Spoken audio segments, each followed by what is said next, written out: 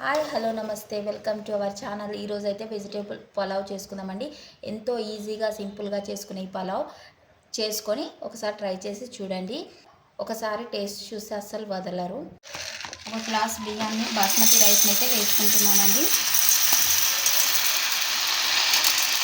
ఒక గ్లాస్ బాస్మతి రైస్ని తీసుకున్నానండి. వీటిని శుభ్రంగా కడుక్కొని ఒక హాఫ్ అన్ అవర్ పాటు నానబెట్టుకుందాము. శుభ్రంగా కడుక్కొని ఒక హాఫ్ అన్ అవర్ పాటు నానబెట్టుకుందామండి. నీరు పోసేసి పెట్టేసుకుంటున్నాను. కావలసిన పదార్థాలు: క్యాలీఫ్లవర్, ఆలుగడ్డ, కొత్తిమీర, పుదీనా, క్యారెట్, బఠానీ, పచ్చిమిర్చి, ఉల్లిపాయలు. లెట్స్ ప్రాసెస్లోకి వెళ్దాం. స్టవ్ ఆన్ చేసుకొని బగోన్ పెట్టేసుకొని ఆయిల్ వేసుకుంటున్నాను. ఆయిల్ హీట్ అయ్యింది. దీంట్లోకి షాజీరా, 4 లవంగాలు, 2 ఇలాచీలు, ఒక 4 చెక్క ఇవి వేసుకుంటున్నానండి. ఇవి దూరగా వేగుతున్నాయండి. ఇప్పుడు కరివేపాకు వేసుకుంటున్నాను. అలాగే పచ్చిమిర్చిని కారానికి తగ్గట్టు వేసుకోవాలి. పచ్చిమిర్చి వేసాక కలుపుకోవాలండి.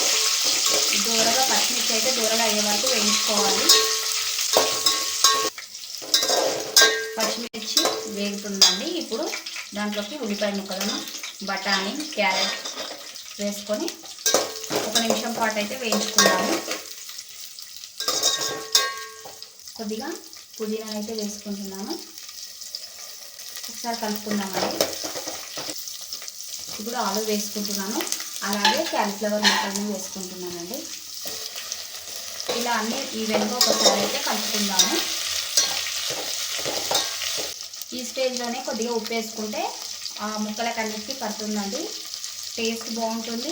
అలాగే త్వరగా వెజిటేబుల్స్ ముక్కలన్నీ ఉడికిపోతాయి. ఇలాగైతే వేయించుకోవాలండి. ఒక 1 మినిట్ 2 మినిట్స్ పాటు కూరగాయ ముక్కలన్నీ వేగుతాయి. ఇప్పుడు కూరగాయ ముక్కలు వేగుతున్నాయి కదా, ఇప్పుడు జింజర్ గార్లిక్ పేస్ట్ వేసుకోవాలి. అల్లం వెల్లుల్లి పేస్ట్ ముందుగా వేసుకుంటే మాడిపోతుందని ఇలా కూరగాయ ముక్కలన్నీ వేగాక వేసుకున్నానండి. ఇది పచ్చి వాసన పోయే వరకు వేగనివ్వాలి. కూరగాయ ముక్కలన్నీ వేగాయండి. ఇప్పుడు బియ్యాన్ని అయితే ఇందులో వేసుకున్నాము. ఇలా బియ్యాన్ని వేసుకున్నాక ఒకసారి అయితే ఈవెన్గా కలుపుకుందామండి.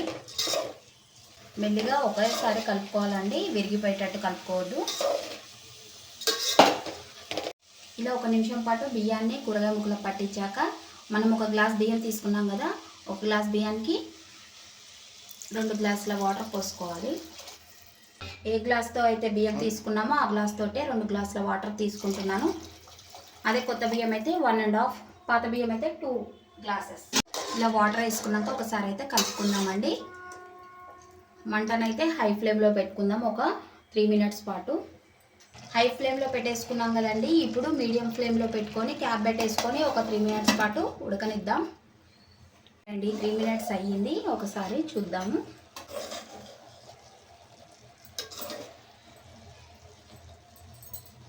ఇప్పుడు సిమ్లో పెట్టేసుకొని ఒక 3 మినిట్స్ పాటు మళ్ళీ క్యాప్ పెట్టేసుకొని సిమ్లో పెట్టేసుకొని ఉంచుకుందాం. పర్ఫెక్ట్గా వచ్చిందండి. ఇప్పుడు కొత్తిమీరని వేసుకుందాం. ఓకే అండి వెజిటేబుల్ పులావ్ రెడీ.